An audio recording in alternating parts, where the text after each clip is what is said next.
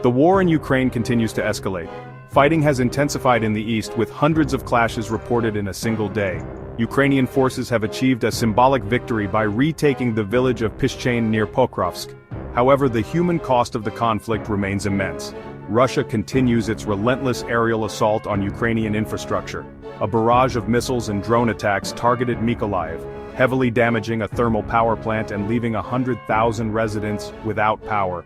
Tens of thousands are also facing the bitter cold without heating. The capital, Kyiv, also endured attacks, with residential buildings bearing the brunt of the damage. In a tit-for-tat escalation, Ukrainian forces have launched drone strikes within Russian territory. These attacks, focusing on the Belgorod and Krasnodar regions, have resulted in casualties and damage. The audacity of these strikes hitting the heart of Russia underscores the Ukrainian resolve to take the fight beyond their borders. The battle for the skies remains intense. Russia launched a massive drone offensive, sending 143 drones into Ukrainian airspace overnight.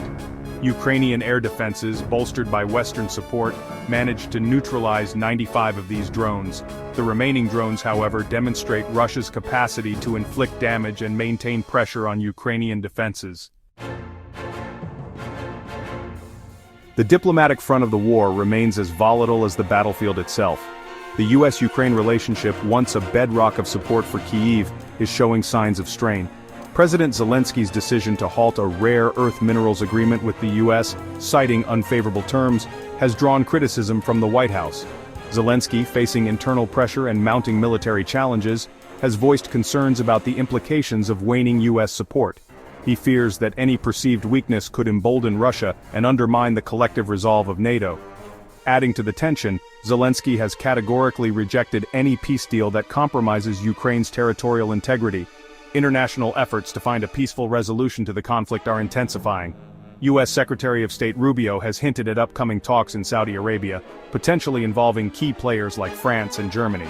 However, the details of these talks remain shrouded in secrecy, leaving observers to speculate about their potential impact. Adding a layer of complexity to the diplomatic landscape, former U.S. President Trump has expressed a willingness to meet with Putin. Trump's suggestion, while light on specifics, underscores the unpredictable nature of the conflict and the potential for external actors to influence its trajectory. Despite facing international condemnation and economic sanctions, Russia is determined to project an image of military strength. At IDEX 2025, a prestigious defense exhibition in Abu Dhabi, Russia's state-owned arms exporter, Rosoboronexport, unveiled an array of cutting-edge military hardware. Among the showcased weapon systems was the upgraded T-90 MS tank, designed for enhanced battlefield performance. The Pantsir SMD-E air defense system, known for its rapid response capabilities, also took center stage, highlighting Russia's focus on countering aerial threats. Of particular interest were new loitering munitions, showcasing Russia's advances in drone technology. Russia's participation in IDEX 2025 served multiple purposes.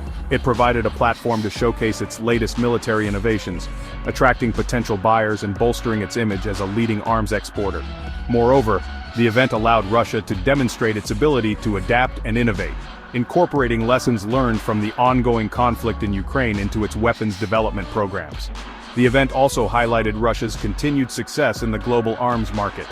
Rosoboronexport reported securing over $4.5 billion in arms contracts with 15 countries. This success underscores Russia's enduring influence as a major arms supplier, despite facing international pressure. A year has passed since the tragic death of Alexei Navalny, the prominent Russian opposition leader and anti-corruption activist. His death, while officially attributed to a heart attack, is widely believed to be the result of poisoning by Russian authorities. Despite the Kremlin's attempts to silence dissent and erase Navalny's legacy, his supporters around the world organized commemorations to mark the anniversary of his death. These events, held in cities across the globe, served as a powerful reminder of Navalny's unwavering fight against corruption and his vision for a democratic Russia. Inside Russia, the anniversary of Navalny's death was met with a predictable response from the authorities. Any attempt to gather publicly or express support for Navalny's ideals was met with swift and harsh repression.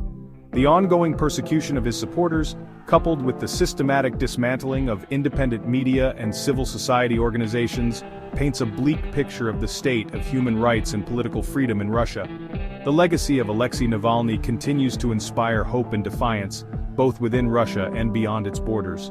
His courage in challenging the Kremlin's autocratic rule despite facing constant threats and intimidation serves as a beacon of hope for those who yearn for a more democratic and just Russia.